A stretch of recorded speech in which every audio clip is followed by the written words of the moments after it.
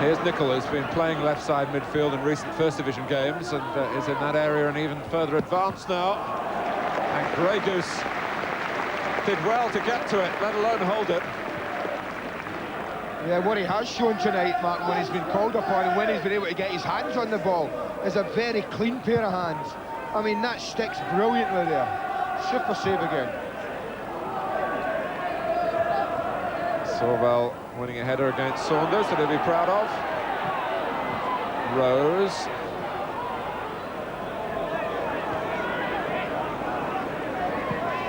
But Liverpool could have knocked it back to Grobbelaar then, but they are trying to maintain the momentum.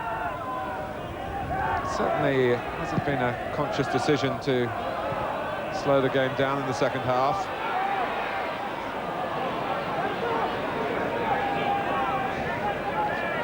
Walters, now Wilson.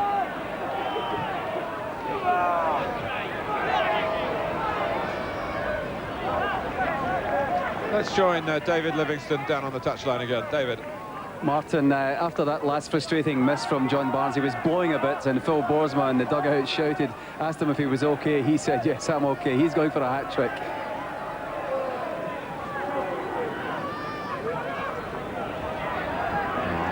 Marvellous control again from Barnes. McManaman, Saunders and Marsh keeping pace with him. Here's Marsh, who scored this season in the European competition. He wasn't looking to add to that. Rose.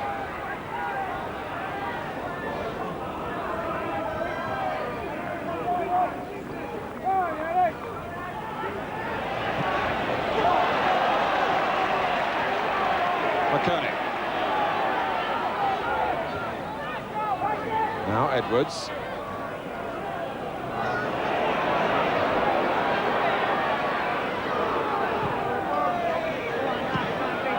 McKennie looking to loop it over Mark Wright, very nearly achieving that.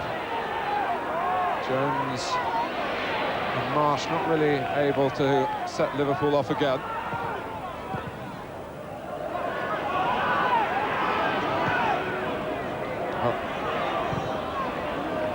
Well, it didn't quite come off for Rob Jones, but you could see the thought in the pass. And here is Barnes now. Saunders still scurrying into positions that might add to his tally of 16 so far this season. But it was offside then. You're quite right, he's worked as hard as anyone tonight, Martin. Looks very hungry for goals.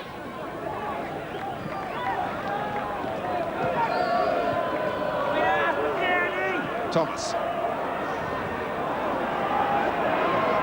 Barnes and Saunders up with him. And now Mulby as well. Thomas has got a great angle to cut the ball back. Now Marsh.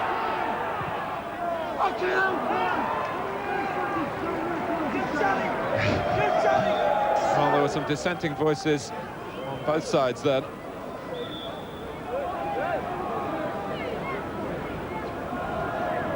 The football has flowed from Liverpool's midfield in the second part of the second half, but the final ball has lacked the thrust of the first half. And Crewe's best spell immediately after half-time, when they attacked their problems with great gusto.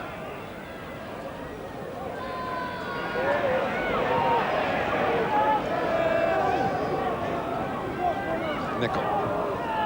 What an asset to Graham Souness he's been in these trials and tribulations with all the injuries. We've mentioned Ian Rush, of course. Poor Ronnie Whelan still striving for fitness.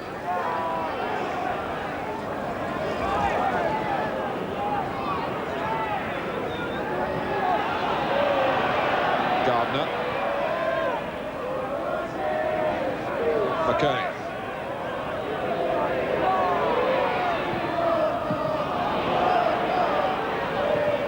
To go.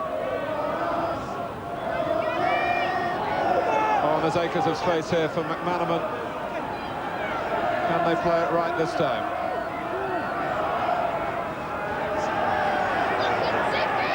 Marsh. McKennie took some of the sting out of that. Very well hit shot as well, Mark. Just as well, Dave McKerney was there and put his foot in. But it's been a thoroughly entertaining game. To be fair, it's the type of game, if you're a footballer, you want to get down there, and Liverpool players would have enjoyed playing in it, because they knew they would be given the room to pass the ball about. Here's Naylor. He'd certainly walk off the pitch, his head held high.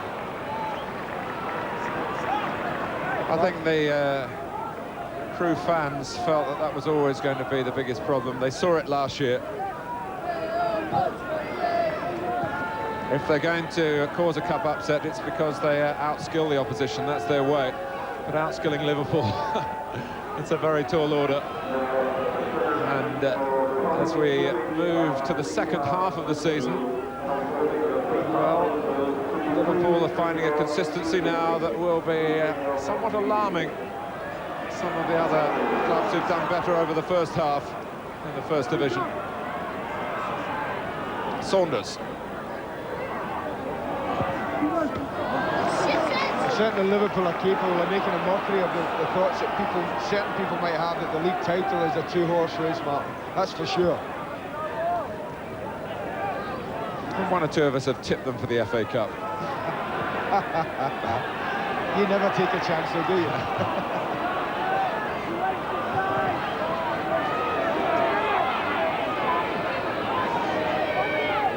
Hignett. Too much angle towards Grobbelaar as he was trying to pick out Edwards.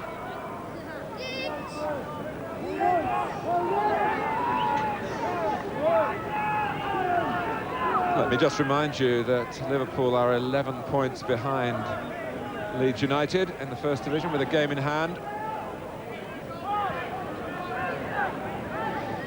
But they are sitting pretty in this third round FA Cup tie, thanks to coming here very much in the right frame of mind and attacking the game from the off.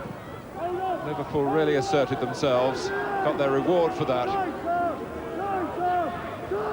And for all Crewe's good intentions, it's always been their game. And Jones pushed down. He's earned a penalty.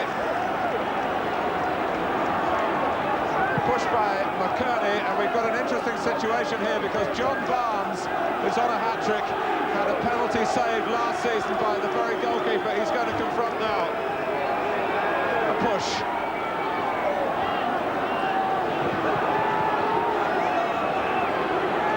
So John Barnes takes a deep breath. He's been taking several of them over the last few minutes, and he scores.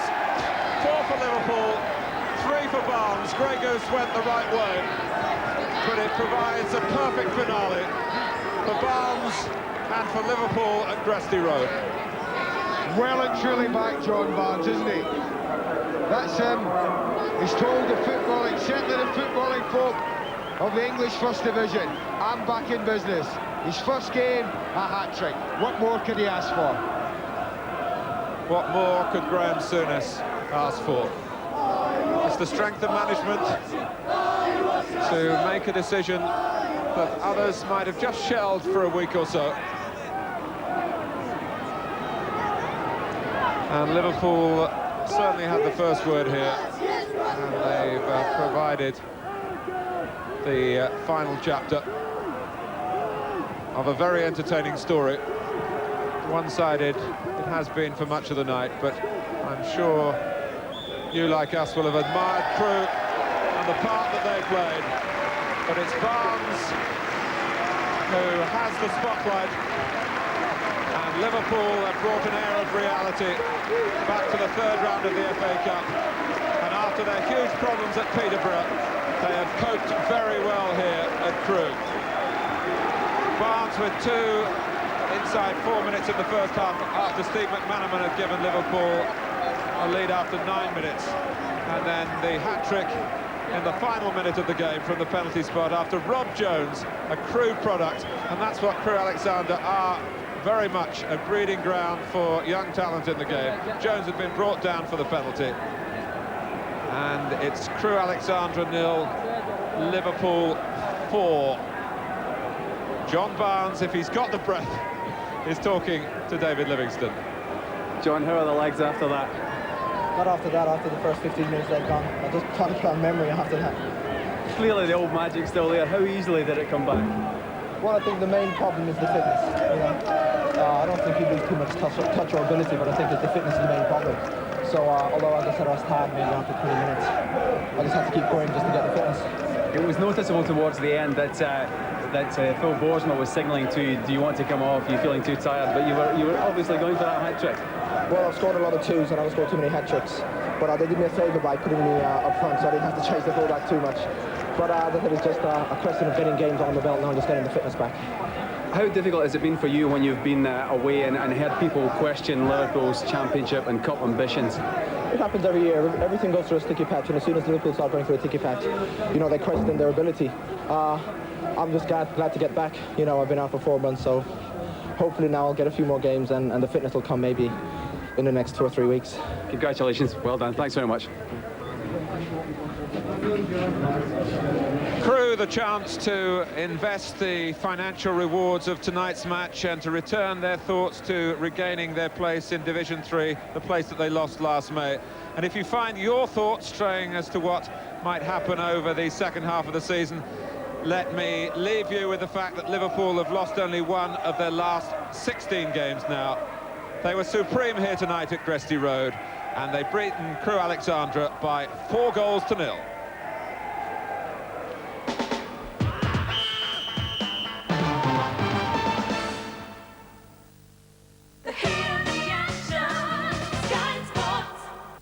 Super Bowl 26 is nearly here. The next stage of the playoffs are the divisional championships. Watch Sky Sports for genuine American football in association with Budweiser. Top action, including favorites Buffalo and Washington, Wednesday at 10. Hello there, all you John Smith's drinkers.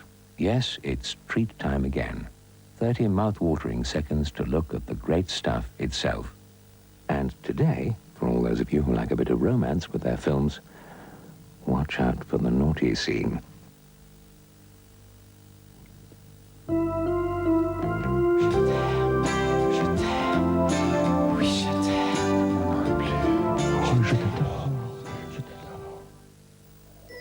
Did you know you can get £150 off summer holidays booked through Lund Poly? Get away. Kellogg's Fruit and Fiber now has even more fruit and even juicier raisins. Kellogg's Fruit and Fiber. Never the same bite twice. Ich habe ein Problem, da ist eine Fliege in meiner Suppe. Psst, sonst wollen hier alle eine. The Germans have never been noted for their comedy. Fortunately, the new, fully galvanized Audi 80 owes more to their sense of engineering excellence than to their sense of humor. Wissen Sie, ich habe eine Fliege in meiner Suppe. Psst, sonst wollen hier alle eine Fliege haben. Danke, Jan. The enlarged boot has ample room for an Englishman, an Irishman, and a German. And should something not very funny happen on the way to the theatre, the Procon 10 safety system and ABS should quell any hysteria. The new Audi 80 is also designed to be largely recyclable. A concept the Germans, especially their comedians, Herr Ober, da ist eine Fliege in meiner Suppe. are very familiar with. Vorsprung Dirk Technique, as you've probably heard before.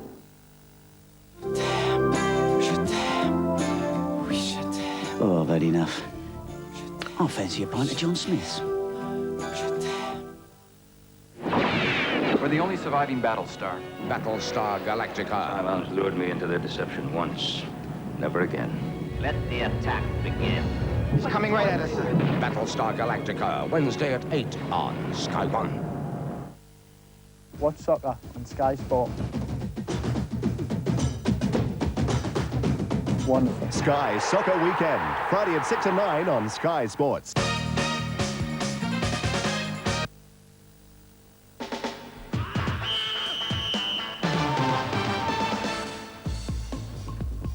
Welcome back. Let's just give you that Carlsberg man of the match number 0898 500 125. 0898 500 125.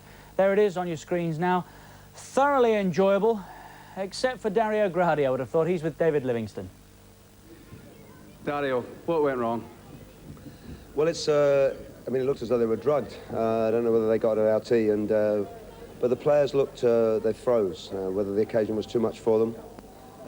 They can do a lot better, and it's a bit of disappointment that we didn't do ourselves justice. You know, we can play a lot better than that. The centre half is a good example. You know, he's a very good athlete, very powerful, quick, sharp. Makes the occasional mistake, but he looked as though I mean, he was falling over and was stiff. Was nowhere near his man when he was marking, and he can do a lot better. They were brushing Dale Jasper in the middle of the park. They just knocked him aside, and almost to a man. Tony Naylor was and Aaron Callaghan, I thought, were the only two that were really moving as though, you know, we recognised them. We did better in the second half, but only in patches. But it was a practice match by that time. On the good side, though, we saw a great Liverpool performance, eh? Yes, I mean, it was a good Liverpool performance. Whether it was a great performance, we'll not know, because, you know, I'm not watching them, I'm watching us, and I can see that we're making life easy for them. They couldn't have believed how easy that game was. They must have been expecting a much harder game. But credit to them, they'd learned from Arsenal. They went out with a very positive attitude, and even when they were 3 up, you know, they were being cajoled into further action. The bench went quiet in the second half because I think they realised that we weren't going to come back. Dario, thanks very much. All the best in the 4th Division. Thanks. Bye-bye. Well, he's the governor at Crewe. He knows best, but I think Ronnie's been a bit harsh. I think his team contributed there. Teaches them good habits, doesn't he? That's right. I mean, it's no wonder they're somewhat of a conveyor belt for the bigger clubs, because if you take a player from Crewe, as we've seen with Rob Jones, they've got good habits, and which helps them when they have to step up a grade. Yeah. David Platt, and the list goes on, really, doesn't it? Yeah. A night all about John Barnes, as we said at half-time. Let's have a look at the opening 2 goals again. They really are worth a look. Here's the first. Yes, this is the audacious one. This is Sanders firing it across. And I mean, Barnes, out the game for 4 months, nice as you like, little back flick off with his heel, and no panic, doesn't flap at it, you know. Here's the second. It was shortly after the first. He said his legs went down. Yeah, good job for Crewe they did by the sound of that, because that seems like a man who is remarkably fit, the agility he's shown in scoring that one. Yes. He set the thing going to start with, and then he's had the little 10-yard dash into the box and managed to adjust, and as the ball's come across in the air, just side foot volleyed it, right foot, his bad foot, so we understand, into the roof of the net. Magnificent. He had enough chances to get the hat-trick. Wasn't sure who I wanted to score here. Rob Jones found his way into the box. You'd wanted to see him score on it. Yeah, that would have been interesting. What would have happened if Barnes hadn't been playing? Would they have let Rob Jones take the penalty? Because this is good positive play. He picks it up and he attacks the heart of the defence. And maybe a little bit harsh there on the left back. You know, you see, we saw one yesterday. I saw a more obvious one yesterday at Villa Park. Yeah. But I mean, there, as you nominated the corner, you tell me that's the corner he always puts them in. And he just shaves the inside, nice as you like. Keeper's made a good stretch for it, yet he could have gone another 3 yards and still not reached it. How good a performance. Let's put it into perspective. It was lovely I mean, I thoroughly enjoyed tonight as an exhibition, but it's different doing it on another stage, isn't it? That was a nice game. A nice game for John Barnes, because he didn't have to face too many physical challenges.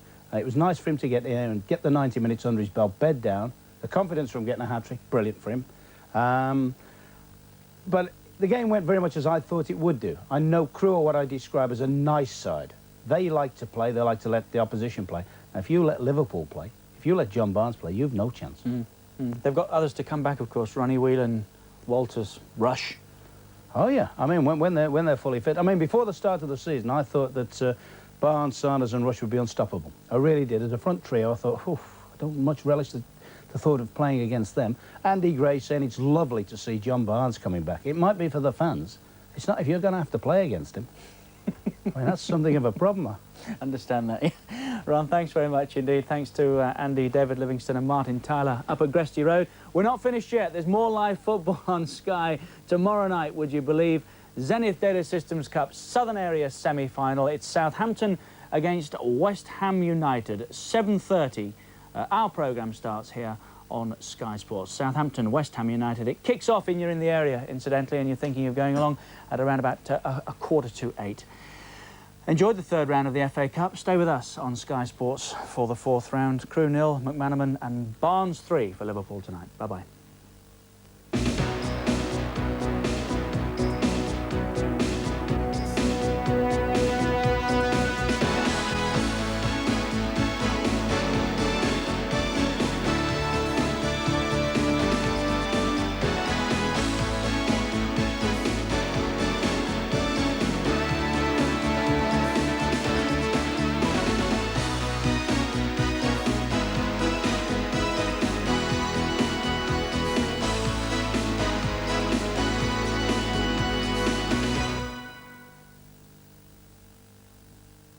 Tonight's action from the FA Cup on Sky Sports, bringing you the best football service in the world, was presented in association with Carlsberg. Thursday night at 7, all the news and results from Europe's League and Cup competitions. European League Roundup, Thursday at 7 on Sky Sports. He was the best fighter ever lived, pound for pound. That man was beautiful. Timing, speed, reflexes, rhythm, his body, everything was beautiful. From welterweight to middleweight, he was unstoppable. The immortal Sugar Ray Robinson continues the series of boxing specials on Sky Sports, Friday at 10.